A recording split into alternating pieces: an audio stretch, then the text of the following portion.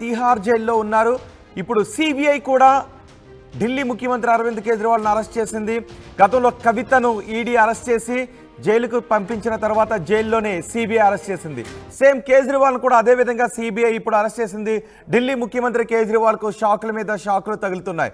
కేజ్రీవాల్ను CBI arrest చేయడంతో సుప్రీంకోర్టులో వేసిన బెయిల్ పిటిషన్ను కేజ్రీవాల్ విత్డ్రా చేసుకున్నారు. కేజ్రీవాల్ను అరెస్ట్ చేసినట్టుగా సిబిఐ ప్రకటించింది. ఢిల్లీ లిక్కర్ స్కామ్ కేసులో కేజ్రీవాల్ వ్యవహారంలో ట్విస్టుల మీద ట్విస్టులు చోటు చేసుకుంటున్నాయి. రోజుకో మలుపు తిరుగుతోంది ఈ కేసు. నిన్న తిహార్ జైల్లో కేజ్రీవాల్ను సిబిఐ అధికారులు అరెస్ట్ చేశారు. కేజ్రీవాల్ను రౌస్ అవెన్యూ కోర్టులో సిబిఐ అధికారులు ప్రవేశపెట్టారు. మరోవైపు సుప్రీంకోర్టులో కేజ్రీవాల్ బెయిల్ పిటిషన్ విత్డ్రా చేసుకున్నారు. ట్రయల్ కోర్టు ఇచ్చిన బెయిల్పై ఢిల్లీ హైకోర్టు స్టే విధించింది.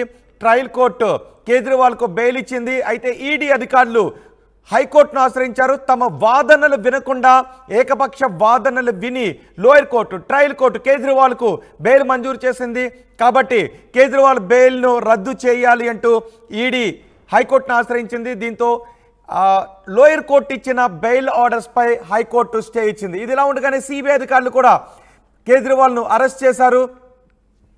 ఈడీ అధికారులు హైకోర్టుకు వెళ్ళి స్టే తీసుకుని రావడంతో ఆ స్టేను వెకేట్ చేయాలి అని కోరుతూ సుప్రీంకోర్టుకు వెళ్లారు. అయితే ఇప్పుడు సిబిఐ అధికారులు కేజ్రీవాల్ను అరెస్ట్ చేయడంతో సుప్రీంకోర్టులో వేసిన పిటిషన్ను కేజ్రీవాల్ వెనక్కు తీసుకున్నారు. వరుసగా కేజ్రీవాల్కు షాకుల మీద షాకులు తగులుతూ ఉన్నాయి. దీనిపై మరింత సమాచారం మా ప్రతినిధి రామకృష్ణ అందిస్తారు.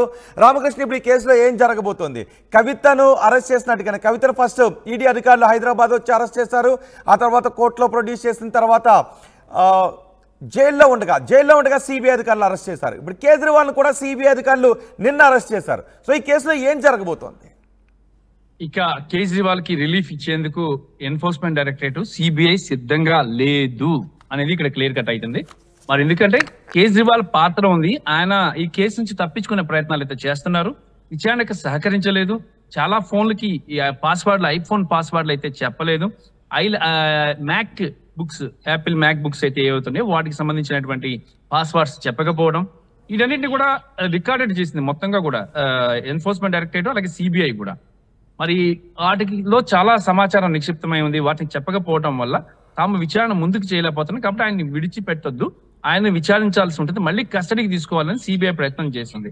అందులో భాగంగానే నిన్న అరెస్ట్ చేయడం జరిగింది. మరి ఇప్పుడు సిబిఐ కస్టడీలోకి తీసుకొని అరవింద్ కేజ్రీవాల్ని విచారించి ఆయన నుంచి మరింత సమాచారాన్ని ఇచ్చేందుకు సిబిఐ ప్రయత్నం సమాచారం లాగేందుకు సిబిఐ ప్రయత్నం చేస్తుంది. అయితే ఇక్కడ ఇంకొక విషయం ఏంటంటే, లోవర్ కోర్టు ఇచ్చిన ఏదైతే తీర్పు ఇచ్చిందో ట్రయల్ కోర్టు సిబిఐ కోర్టు, ఆ కోర్టు ఇచ్చిన తీర్పు విషయంలో హైకోర్టు మందలించింది లోవర్ కోర్టుని.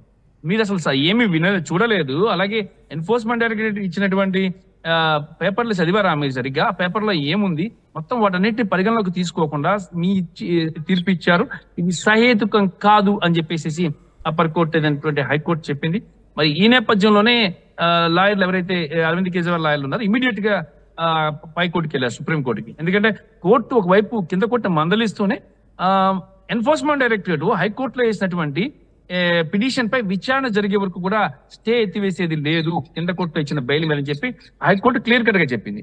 దాంతో ఇక ఏం చేసే పరిస్థితులు లేక బెయిల్ నోటి దాకా బెయిల్ వచ్చి అది బయటకు పోయిన నేపథ్యంలో వాళ్ళు వెంటనే సుప్రీంకోర్టుని అప్రోచ్ అయ్యారు. సుప్రీంకోర్టుని అప్రోచ్ అయ్యేలోపు సిబిఐ చాలా తెలివిగా వెళ్ళి అరవింద్ కేజ్రీవాల్ అరెస్ట్ చేసేసింది. కాబట్టి బెయిల్ మీద వచ్చే అవకాశం లేదు. ఒకవేళ హైకోర్టు బెయిల్ ఇచ్చినా కూడా వెంటనే సుప్రీంకోర్టు ఒకవేళ ఇచ్చినా కూడా అక్కడ ఛాన్స్ ఉండేది కాదు, ఎందుకంటే సిబిఐ అరెస్ట్ చేసింది.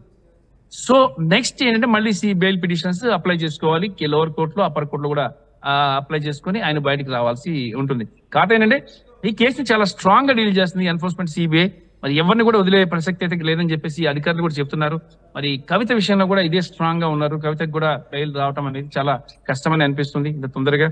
ఎందుకంటే మెయిన్ ఇప్పుడు దాకా చూసుకుంటే చాలా మందికి ఇచ్చారు బెయిల్. అభిషేక్ బోయినపల్లి అలాగే ఇంకా ఇద్దరు ముగ్గురికి బెయిల్ ఇచ్చారు. వాళ్ళందరూ బయటకు వచ్చారు. ఆప్ ఎంపీ సంజయ్ సింగ్ వీళ్ళందరికీ బెయిల్ ఇచ్చారు, వీళ్ళు బయటకు వచ్చారు. అంటే ఇక్కడ ఏమైందంటే ఎన్ఫోర్స్మెంట్ డైరెక్టరేట్ సిబిఐ కూడా కోర్టుకి ఏం చెప్పిందంటే, వాళ్ళతో మాకు ఇంకా పని లేదు, అయిపోయింది వాళ్ళతో పని, వాళ్ళ దగ్గర ఎంత సమాచారం రాబట్టాలో అంతా రాబట్టేశాము, ఇంకా మీరు వాళ్ళని తీసుకెళ్లిపోవచ్చు అని చెప్పి చెప్పింది.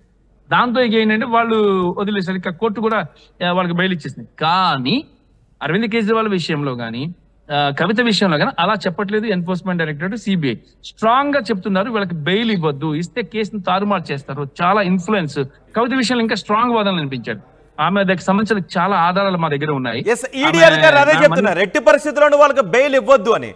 సో ఈడీ అధికారులు హైకోర్టుకు వెళ్ళి లోయర్ కోర్టు ఇచ్చిన బెయిల్ ఆర్డర్ ని వెకేట్ చేయించడం, దానిపైన స్టే తీసుకుని రావడంతో హైకోర్టుకు మూవ్ అయిన కేజ్రీవాల్ సిబిఐ అరెస్ట్ తో మళ్ళీ వెనక్కి తగ్గారు. సో ఇప్పుడు అరవింద్ కేజ్రీవాల్ ముందున్న ఆప్షన్స్ ఏంటి? అరవింద్ కేజ్రీవాల్ లాయర్లు ఏం చెప్తున్నారు? ఇక్కడ ఉన్న అరవింద్ కేజ్రీవాల్ ముందు ఆప్షన్స్ ఏంటి? మళ్ళీ బెయిల్ అప్లై చేసుకోవాలి, సిబిఐ కేసులో బెయిల్ అప్లై చేసుకోవాలి. మళ్ళీ ఈడీ కేసుకి సంబంధించిన ఆల్రెడీ స్టే ఉంది ఆల్రెడీ హైకోర్టులో. ఆ స్టే ఎత్తివేయాలంటే హైకోర్టు ఎన్ఫోర్స్మెంట్ డైరెక్టరేట్ హైకోర్టులో దాఖలు చేసిన పిటిషన్ ని విచారించి అందులో అరవింద్ కేజ్రీవాల్ పాత్ర ఏమీ లేదు, ఈడీ కావాలని ఇలా చేసింది అనుకుంటే అప్పుడు హైకోర్టు స్టే ఎత్తేస్తుంది. అక్కడ రెండు విషయాలు, ఒకటి ఎన్ఫోర్స్మెంట్ డైరెక్టరేట్ కేసు, రెండోది సిబిఐ కేసు. ఈ రెండు కేసులు కూడా బెయిల్ పొందాలి. లేదు అంటే మాత్రం ఒక కేసులో బెయిల్ పొంది ఈ కేసులో బెయిల్ పొందకపోయినా ఆయన జైల్లో, తిహార్ జైల్లో ఉండాల్సిందే. సో ఇప్పుడు ఏం చేస్తున్నారంటే ఎన్ఫోర్స్మెంట్ డైరెక్టరేట్ కి సంబంధించిన కేసులో ట్రయల్ కోర్టు బెయిల్ ఇచ్చింది, హైకోర్టు ఆపేసింది. మరి హైకోర్టులో ఎన్ఫోర్స్మెంట్ డైరెక్టరేట్ పిటిషన్ వేసింది. ఆ పిటిషన్ విచారణ జరిగి జడ్జి కన్విన్స్ అయ్యి అరవింద్ కేజ్రీవాల్ యొక్క లాయర్లు ఓకే అని వాళ్ళు కన్విన్స్ చేసి బెయిల్ ఇవ్వాలి, ఆయనకి ఆరోగ్యం బాగాలేదని చెప్పి అన్ని రకాల కారణాలు చెప్పినప్పుడు వాళ్ళు కన్విన్స్ అయితే అప్పుడు లోవర్ కోర్టు ఇచ్చినటువంటి బెయిల్ ఆమోదం అవుతుంది. లేదంటే ఒకవేళ ఆమోదం అయ్యి ఆయనకి ఆ కేసులో బెయిల్ వచ్చినా కూడా సిబిఐ కేసుకు సంబంధించి మళ్ళీ బెయిల్ పిటిషన్ వేసుకోవాల్సిన అవసరం ఉంది. ఎందుకంటే సిబిఐ అరెస్ట్ చేసింది నిన్న ఆయన్ని, తిహార్ జైల్లోనే అరెస్ట్ చూపించారు. సో ఆయన సిబిఐ కేసులో ఒక బెయిల్ పిటిషన్ వేసుకొని కింద కోర్టు నుంచి ముందుకు రావాలి. అలాగే ఎన్ఫోర్స్మెంట్ డైరెక్టరేట్ కి సంబంధించి ఢిల్లీ హైకోర్టులో ఉన్న స్టేని విడిపించుకోవడానికి అదొక పిటిషన్లతో అక్కడ ఫైట్ చేయాలి.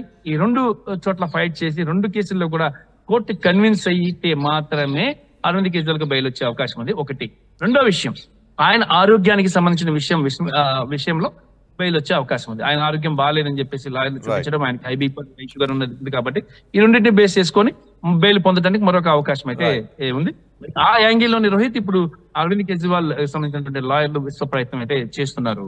రోహిత్ రైట్. రామకృష్ణ, ఢిల్లీ ముఖ్యమంత్రి అరవింద్ కేజ్రీవాల్ కు షాకుల మీద షాకులు తగులుతున్నాయి. కేజ్రీవాల్ ను సిబిఐ అరెస్ట్ చేసింది. ఢిల్లీ లిక్కర్ స్కామ్ కేసులో కేజ్రీవాల్ వ్యవహారంలో ట్విస్టులు చోటు చేసుకుంటున్నాయి. రోజుకో మలుపు తిరుగుతోంది ఈ కేసు. నిన్న తీహార్ జైల్లోని కేజ్రీవాల్ ను సిబిఐ అరెస్ట్ చేసింది. కేజ్రీవాల్ ను రౌస్ అవెన్యూ కోర్టులో హాజరుపరిచింది సిబిఐ. మరోవైపు సుప్రీంకోర్టులో కేజ్రీవాల్ బెయిల్ పిటిషన్ విత్డ్రా చేసుకున్నారు.